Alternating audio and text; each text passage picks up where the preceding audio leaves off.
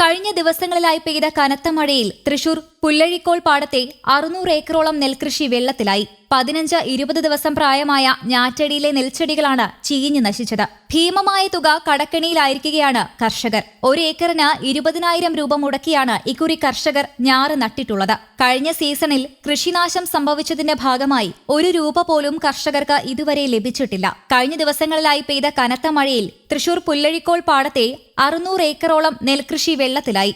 ജില്ലയിലെ മറ്റ് പാടശേഖരങ്ങളിലെയും സ്ഥിതി വ്യത്യസ്തമല്ല. മഴയിൽ ഒഴുകിയെത്തിയ വെള്ളത്തിൽ ചൂരക്കാട്ടുകര, കുറുങ്ങേലി പടവുകളിലെ ഏക്കർ കണക്കിന് നെൽകൃഷിയാണ് വെള്ളത്തിൽ മുങ്ങിക്കിടക്കുന്നത്. കുറുങ്ങേലി പടവിലെ 90 ഏക്കറോളം നെൽകൃഷി വെള്ളത്തിനടിയിലായി. ഞാറ് നട്ട് 3 ആഴ്ച മാത്രമേ ആയിട്ടുള്ളൂ. വെള്ളം മുങ്ങിക്കിടക്കുന്നതിനാൽ ഇനി ഞാറു പിടിക്കാൻ സാധ്യതയില്ലെന്ന് കർഷകർ പറഞ്ഞു. അതിനാൽ ഇത്തവണത്തെ നെൽകൃഷിയും ഇല്ലാതാകും. വീണ്ടും വിത്തിട്ട് കൃഷി നടത്താൻ സാധിക്കുമോ എന്നതിൽ കർഷകർക്ക് ഉറപ്പില്ല. അപ്രതീക്ഷിതമായി വെള്ളം എത്തിയതോടെ കർഷകരുടെ എല്ലാ കണക്കുകൂട്ടലും തെറ്റി. തോടും നിറഞ്ഞൊഴുകുന്നതിനാൽ വെള്ളം ഒഴിഞ്ഞു പോകാനുള്ള വഴിയും ഇല്ലാതായി. ഈ കഴിഞ്ഞ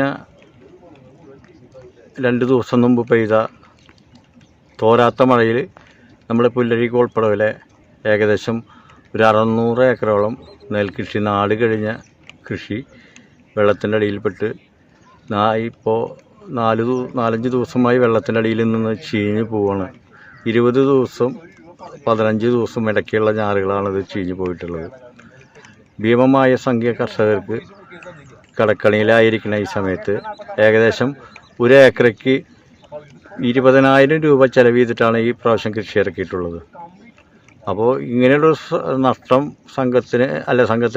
സംഘത്തിലല്ലെങ്കിലും ഈ കർഷകർക്കും ബാധിക്കുമ്പോൾ കർഷകർ ആത്മഹത്യ ചെയ്യുമെന്നുള്ള ഭയത്തിലാണ് ഞങ്ങളിപ്പോൾ ഇരിക്കുന്നത്. രണ്ടാമത്, കഴിഞ്ഞ സീസണിൽ കൃഷിനാശം സംഭവിച്ച് ആ കൃഷിനാശം സംഭവിച്ചതിൻ്റെ ഒരു രൂപ പോലും കർഷകർക്ക് ലഭ്യമായിട്ടില്ല. ഇതുവരെ ധനസഹായമായിട്ട് കിട്ടാൻ സാധിച്ചിട്ടില്ല. അത് കാരണം എല്ലാ കർഷകരും ഭയങ്കര വിഷമത്തിലാണ്. എന്തും സംഭവിക്കാമെന്നുള്ള രീതിയിലാണ് ഇപ്പോഴുള്ള കർഷകരുടെ സ്ഥിതി. News desk, Kerala Kaumudi.